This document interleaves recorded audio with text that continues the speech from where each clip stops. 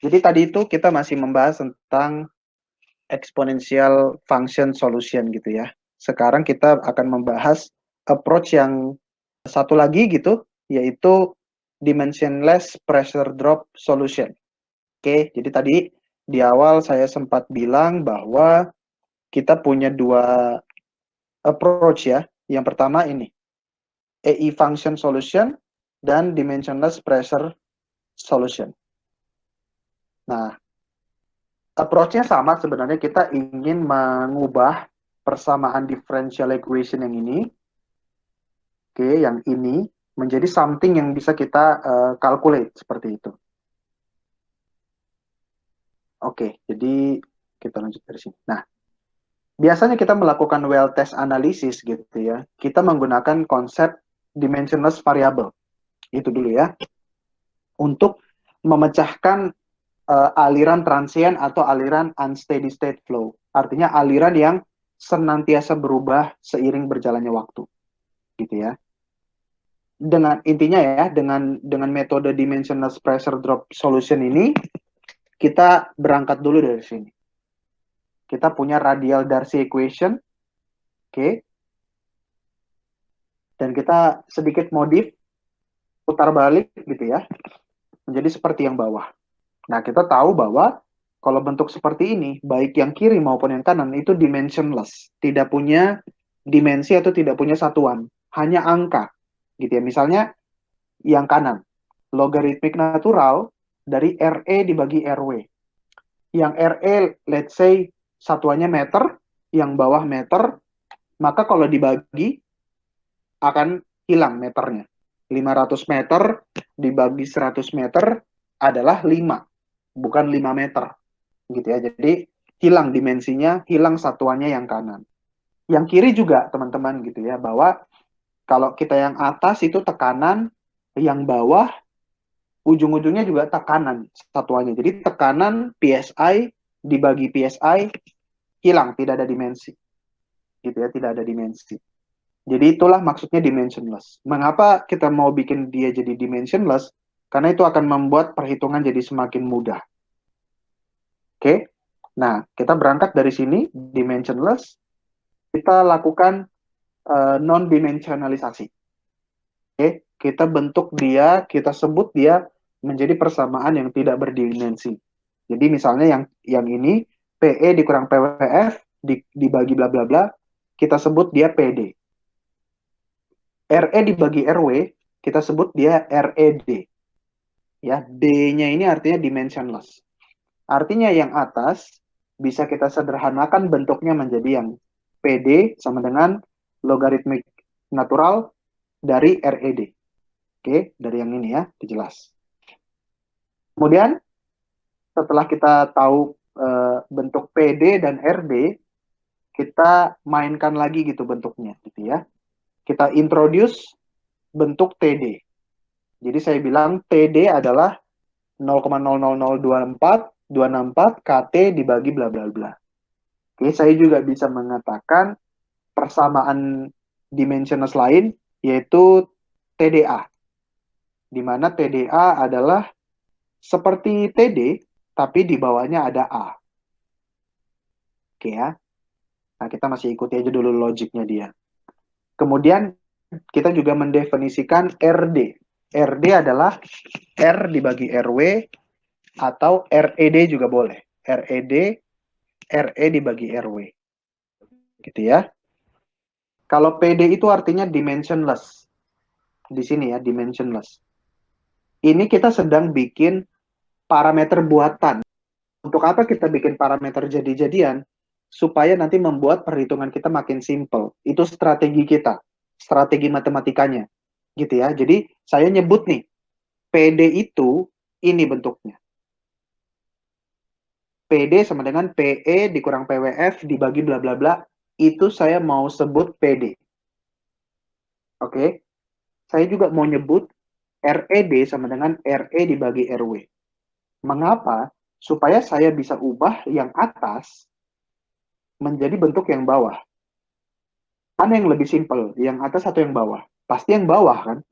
Karena yang atas ini banyak, ada PE, PWF, ada Q, ada B, ada mu, ada K, ada H, banyak. Tapi kalau yang bawah hanya ada PD dan RED, gitu ya.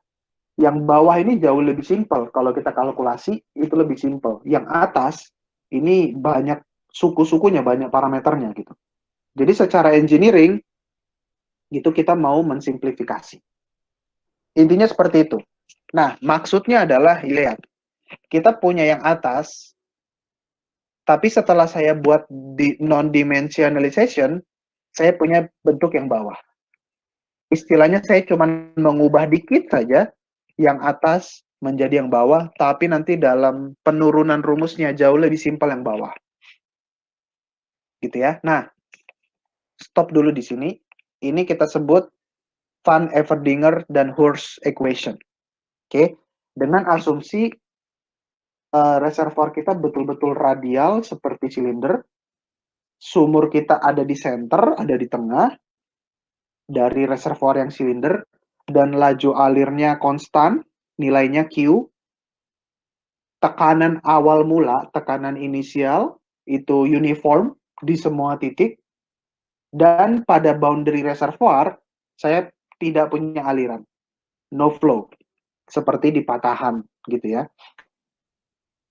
Nah, mirip-mirip dengan yang EI tadi, exponential integral, kita juga mau melakukan mencari solusi supaya dapat rumus. Lihat di sini masih persamaan differential equation.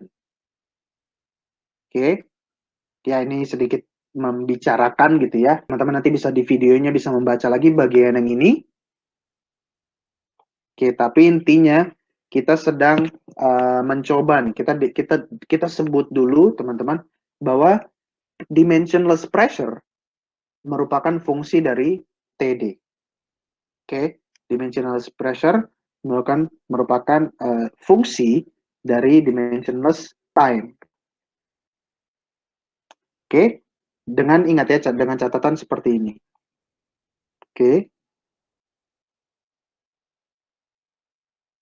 Nah, kita juga punya apa namanya untuk infinite acting reservoir yang sangat besar ya. Untuk reservoir itu sangat besar, infinite acting. Kita menganggap reservoir kita sangat besar. RED-nya saya asumsikan tak terhingga. Oke. Setelah dipecahkan solusinya oleh bapak-bapak yang udah expert gitu ya. Lee gitu atau siapa gitu, atau Everdinger Hurst, tentu saja dia nggak akan menceritakan kepada kita penurunan rumusnya karena itu bukan bagian S1, tapi dia mendapatkan hasilnya seperti ini. Tabel ini teman-teman. Dia punya hasil tekanan reservoir terhadap waktu. Oke. Dan kita akan mencoba menguak bentuknya gitu ya. Nah, tadi kita ingat dulu, TD-nya itu adalah rumusnya ini. Oke. Nah, kita bisa menghitung kalau TD kita kurang dari 0,01, PD kita adalah yang 2 dikali TD dibagi Pi. Kalau TD kita lebih besar dari 100, oke, PD kita adalah yang bawah. Kalau TD kita 0,02 sampai 1000, PD kita adalah sekian. Oke, TD itu yang ini ya teman-teman. Jadi kalau saya bilang, saya mengalirkan, saya punya sumur dalam reservoir, permeability sekian, viskositas sekian, porositas sekian, kompresibilitas sekian, jari-jari sumur sekian, waktu aliran saya 24 jam, berapa TD-nya. Oke, kalau teman-teman tahu TD-nya, udah bisa dihitung.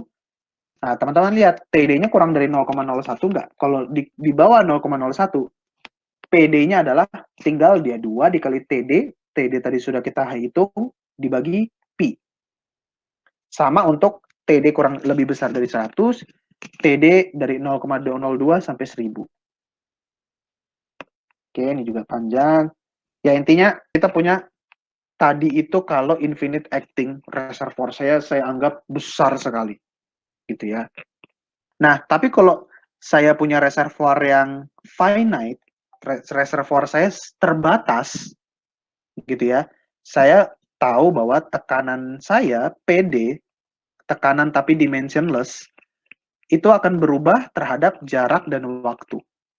Tentu saja ini masih dalam bentuk dimensionless. Nah, kita diingatkan lagi, teman-teman ingat RED itu bentuknya ini, TD itu bentuknya ini. Oke. Oke, ini sangat kompleks ya, tapi ya tenang saja teman-teman, saya nggak akan bertanya sejauh ini ya, tapi intinya kita sudah punya di literatur solusinya. Oke, kita sudah punya solusinya, dan solusinya adalah tabel ini. Jadi, dia memberikan kita tabel. Ada tekanan terhadap jarak dan waktu. Kita sudah punya tabel dan sudah punya grafik. Oke, tapi tentu saja ini tidak praktikal, karena nggak mungkin kita sebagai engineer di lapangan, kita hitung RED-nya, oh, lihat dulu berapa tabelnya. Oh, tabelnya kita cuma punya 2 dan 2,5. Kalau 2,3 gimana dong? Kan pusing lagi, kita harus ekstrapolasi, interpolasi, bingung. Gitu ya, tapi software akan ada yang pakai rumus ini gitu.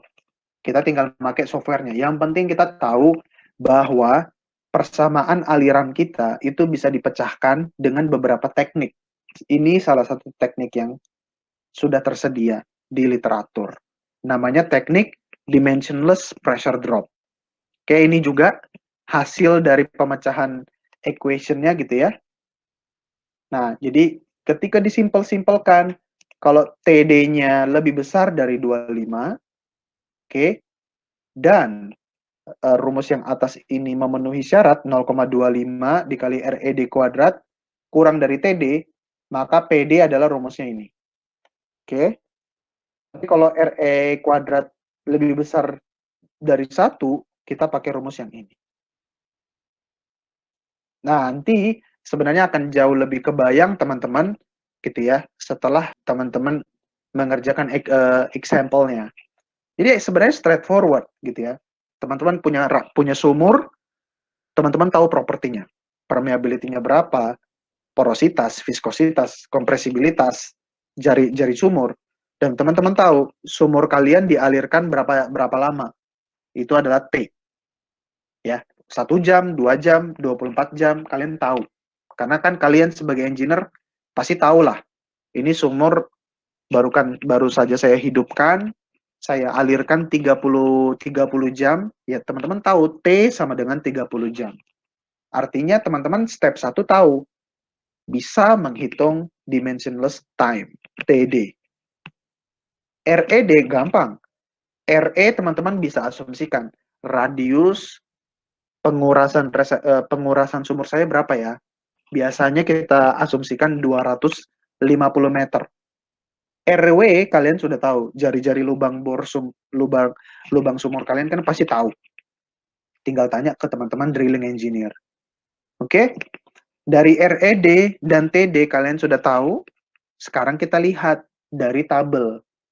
Kalau RED-nya sekian, TD-nya sekian, dengan tabel yang sudah ada di literatur, PD-nya berapa? Dimensionless pressure-nya berapa? Oke? Kalau dimensionless pressure-nya sudah ada, kita udah bisa dapat yang seperti yang bawah. Gitu. Kenapa? Karena dari PD bisa kita kembalikan menjadi P dengan rumus yang ini. Oke? PD kita punya, PI kita punya, Q, BO, mu, KH kita udah punya. Jadi saya tahu P pada RW pada waktu sekian berapa.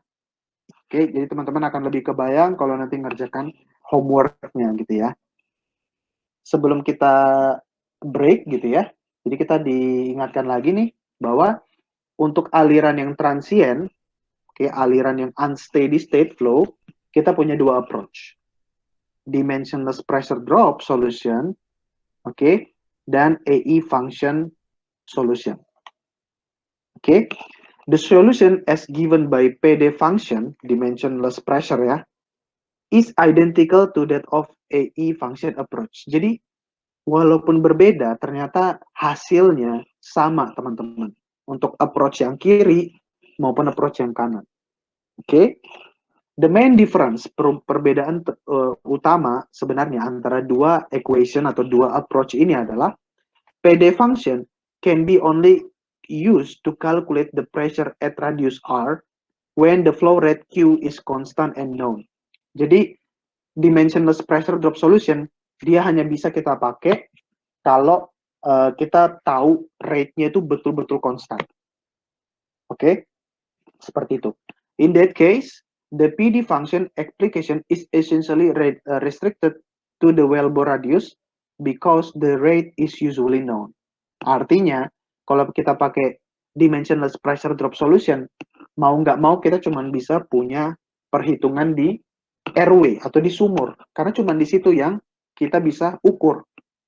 Kita tahu laju alirnya. On the other hand, the EI function approach can be used to calculate the pressure at any radius. Oke, jadi keunggulan EI adalah saya bisa menebak, saya bisa memperkirakan tekanan di seluruh reservoir. Nah, ini sedikit teknik-teknik lagi, gitu ya, modifikasi lagi, gitu ya.